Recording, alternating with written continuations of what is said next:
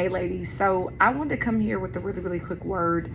I was in a conference not too long ago in a session, and in that session I just started feeling an abundance feeling, like just a feeling of inadequacy, a feeling of just not being enough, or God, when will it ever be enough?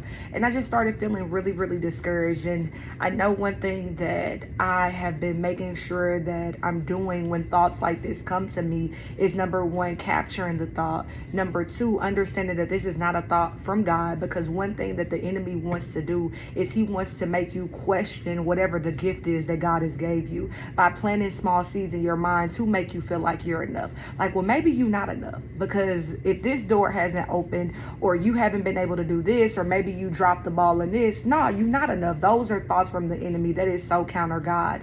But in the midst of it, as I've been thinking through, I've been in my thoughts for like the past couple of hours. I was talking to my mom, kind of just processing it with her, and I just thought to myself, like, God, if what I go through on a day, no matter what it is, the days of obedience, the days of sacrifice, the days of hardness, the days of walking away, the days of removing things, the days of getting no told to me, the days of delay, everything that I have to go through on a day-to-day basis, everything that you have to go through on a day-to-day basis, if it can save someone else, if it can help someone else, it's always worth it. I said, God, if I got to carry this load, the heaviness, the feelings that I feel, having to constantly show up when I don't want to show up, having to constantly do things that I don't want to do, Lord, because I'm serving you and I'm honoring you in my decisions, God. If it's to help someone, if the load that I carry is for someone else to know that you will get them through it, then it's all worth it.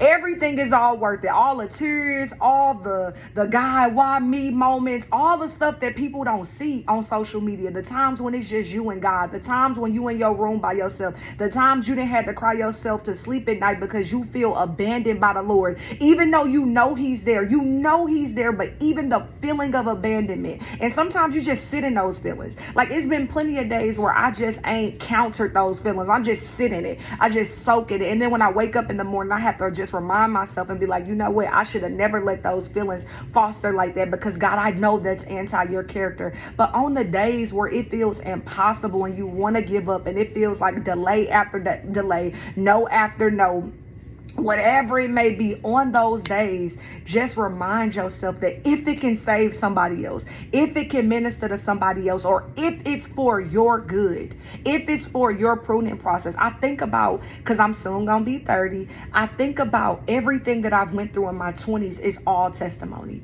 and it ain't all been good. I think about the obedience that I've had to display, the situations I've had to walk away from, the things I've had to do that I did not want to do, the broken hearts that I've experienced, the no's, the so much, just the heartaches, the heartbreaks from friendships and relationships. All of it is so worth it that at 30 years old, I can stand in front of a group of men and women, or talk to strangers and let them know that God will carry you through it, that your obedience is always better than your disobedience, that it is more important to be obedient if it causes you pain than to be in disobedience and cause yourself eternal turmoil. Right? Because disobedience the impacts of disobedience weighs much higher than the sacrifice of obedience, because disobedience pulls you away from God, and obedience, it strengthens your intimacy with the Lord. So my encouragement is that it's all gonna be worth it. It's all gonna be worth it, even if you don't feel like it. Even if it don't feel like that today. If it don't feel like today that it's all going to be worth it, I want to encourage you that it will be worth it. It's worth it. What's better, serving the devil? Because when you're not serving God, you're serving the devil. So tell me what the alternative is. The only alternative that you have is to not serve God, to not be obedient to God, and following the enemy. Because the thing about it is, sometimes we think that being in the gray is still for God. No. You either for God or you against God. You either on the it's not both. In the middle plays into the schemes of the enemy. Being in the middle plays into the schemes of the enemy, because he loves for people to be in the enemy. Because you ain't declaring the Lord. You ain't following the plans for the Lord. You ain't standing strong on that. You still doing what you want to do in the gray. He cool with people being in the gray. People think that you got to say, I worship Satan out my mouth. You feel what I'm saying? People think you got to say that out your mouth for you to be doing that. Your actions will always say who your Lord is and who you serve. My actions will show who my Lord is and who I serve. So I just want to encourage you to keep going. That anytime you get a feeling of defeat, anytime you get a feeling of not being enough, anytime you feel like you get a feeling of when will this all be over, I just want to encourage you that you just got to stay strong, because there have been seasons that I've been through that felt impossible, but God has carried me through it, and it's strengthened my character, and it's made me so much. It's made me a better woman. It truly has made me a better woman. It's humbled me. It's humbled me.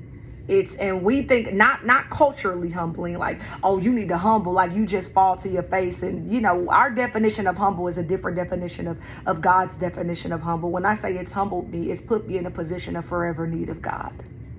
It's put me in a position where I know I can do nothing without the Lord. Any gift, any talent, any ability, it all comes from God. It humbled me.